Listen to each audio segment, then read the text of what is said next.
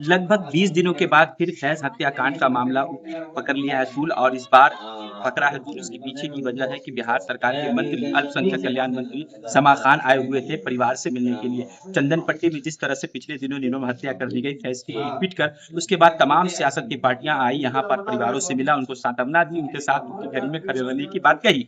लेकिन आज पहली बार बिहार सरकार के मंत्री समा खान पहुंचे हैं, उन्होंने परिवार से मुलाकात की है और क्या आश्वासन दिया है। उनके साथ मौजूद थे जनाब नजर आलम साहब, जदयू के नेता हैं, और जमा खान की मौजूदगी में ये भी मौजूद थे। परिवार को क्या आश्वासन मिला है, इसे जानने की कोशिश करते हैं और कितनी उम्मीद है, क्या भरोसा परिवार को इंसाफ अब मिलेगा, जबकि सरकार के प्रतिनिधि पहुंचे हैं मुलाकात करने के लिए पीड़ित परिवार से। क्या कहेंगे? देखिए, मंत्री जी के सामने जो मृतक है फैज अहमद, उनके पिताजी मास्टर असद साहब ने अपनी बात रखी एसआईटी के गठन का, क्राइम ब्रांच से जांच का, ताकि इंसाफ मिले। मंत्री ने भी आश्वासन दिया जमा खान साहब ने कि हम बात करेंगे और जो भी इंसाफ की प्रक्रिया होगी वो हम बढ़ चढ़ के करवाएंगे। परिवार एसआईटी की मांग कर रहा था, समा खान साहब मंत्री थे उस वक्त, बात को वो सुने नहीं, काट दिए जब उनका बयान ले रहे। परिवार लगातार एसआईटी की मांग कर रहा है, क्या लगता नहीं, है? देखिए, बात काटी नहीं, बल्कि आवेदन के जरिए भी उनको दिया गया है। आवेदन में साफ मृतक के पिता ने लिख करके दिया है कि इसकी जांच सीआईडी से कराएं, सीबीआई से गुंजाइश बनती है तो उसकी पहल करें, एसआईटी का गठन करें। सबसे अहम जो मुद्दा है कि जो मृतक फैज की हत्या में शामिल है जो अपराधी, उसके साथ जो लड़के दिख रहे हैं, पुलिस से इन लोगों की मांग है कि उस लड़के की गिरफ्तारी क्यों नहीं हो रही है, उससे पूछताछ क्यों नहीं हो रही है, उसको एक्यूज्ड क्यों नहीं बनाया जा रहा है। ठीक है, सोनू पासवान को आप रिमांड पे लिए, वो नहीं बोल रहा है, लेकिन दूसरा लड़का जो सीसीटीवी फुटेज में है, जो सोनू पासवान के साथ दिख रहा है, हम उसको क्यों नहीं एक्यूज्ड बनाया जा रहा है, उससे पूछताछ क्यों आप नहीं की जा सरकार रही में है, ये क्यों जो है सवाल हम कर रहे हैं। आप सरकार में है, मंत्री साहब खुद पहुंचे हैं परिवार से मिलने के लिए।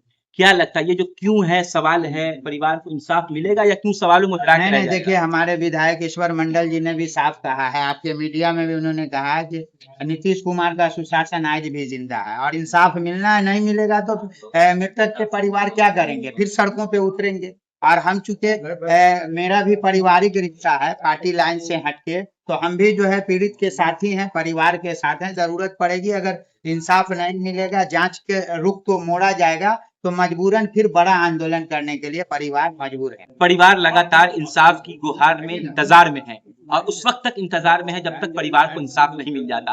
पार्टी लाइन से हटकर एक पारिवारिक रिश्ता नजर आलम साहब का है, जदयू के हैं। इन्होंने भी कहा कि अगर पार्टी इसकी तरफ से या सरकार से इंसाफ नहीं मिलता है परिवार को, तो अगर जरूरत पड़ती है तो सड़कों पर भी उतरकर इंसाफ की मांग की जाएगी, इंसाफ ली जाएगी और फैज को इंसाफ मिलेगा, ऐसा पार्टी के कार्यकर्ताओं में और पारिवारिक रिश्ते से जुड़े हुए नजर आलम साहब का कहना है। बाकी इस मौके पर जो सरकार के मंत्री जमा खान साहब आए थे, उन्होंने क्या कुछ कहा है, उसके बाद चेयरमैन साहब थे, वो भी कहा। ईश्वर मंडल जो ग्रामीण के विधायक, उन्होंने साफ लफ्जों में कहा नीतीश कुमार और एनडीए का सुशासन है, अपराधी पक्ष से नहीं जाएंगे।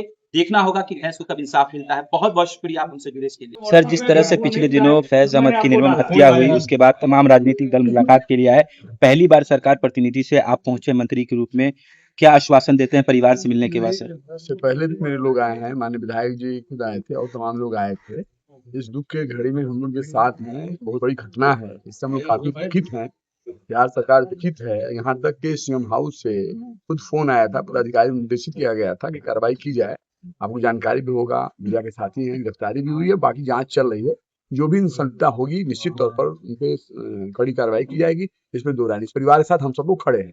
परिवार लगातार ये उम्मीद कर रहा है कि जो हत्यारे पकड़ाए हैं उसके पीछे कोई बड़ी साजिश है, ठीक है, उनकी भी गिरफ्तारी हो या उनकी भी। इनका कहना सही है, हो सकता है, जांच का विषय, जांच हो रहा है। बहुत कुछ चीजें हैं जो आपके सामने हम नहीं बोल सकते हैं, वो चीजें नहीं बताया जाता है, लेकिन मीडिया साथियों के द्वारा मैं स्पष्ट करना चाहता हूँ, निश्चित तौर पर जांच चल रही है। जो भी संस्था होगी निश्चित तौर पर कार्रवाई की जाएगी। सरकार पहले भी आप जानते गंभीर रहा है, यहाँ यही सरकार ऐसी सरकार है, कहीं पक्षपात नहीं होता है, जो गड़बड़ होता है, गलत होता है, उस पर कार्रवाई की जाती है। इनके साथ बहुत बड़ा हादसा हुआ है, इस परिवार से हम सब लोग साथ में हैं, निश्चित तौर पर हम लोग इस पे सब लोग लगे हुए हैं। जो गड़बड़ गलत होगा, जो जांचें चल रही है, निश्चित तौर पर कार्रवाई। सर, परिवार एसआईटी की लगातार मांग कर ठीक रहा है, बात होगी बात। विधायक जी, आप उपस्थित हैं, लगातार परिवार के संपर्क में भी हैं।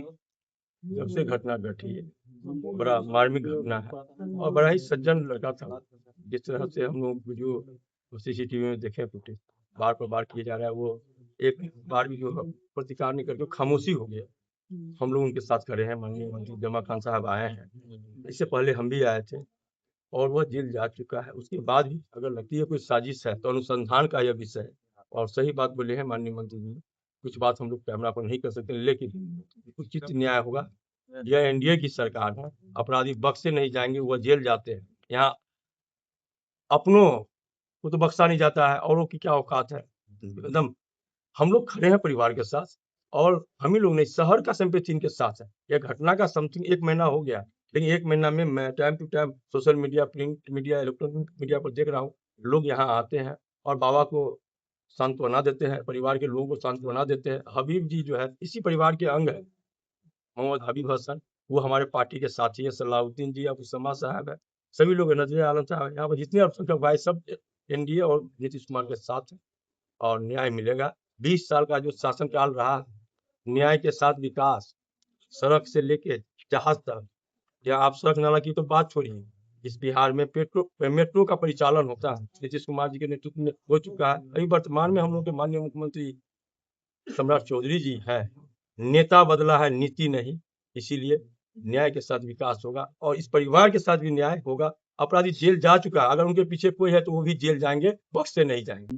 देखिए, ये जो घटना घटी है, ये पूरे बिहार में इसका मैसेज हम लोग सोशल मीडिया के माध्यम से, प्रिंट मीडिया के माध्यम से सारी चीजों को जाना, लगातार बातचीत हो रही थी। कई बार ये प्रोग्राम लाइव की मदद से आई है और लोग भी पहले लोग आ चुके हैं, और ये आपको पता है कि जो भी अपराधी हैं जेल जा चुके हैं। जहाँ तक साजिश की बात है, वो जांच हो रही है और इसकी माननीय मंत्री जी को भी ज्ञापन दिया गया है, तो ये संज्ञान लेंगे, ऊपर बात करेंगे और कम से कम वक्तों में स्पीडी ट्रायल चला करके जो दोषी पाए जाएंगे उनको सजा देंगे।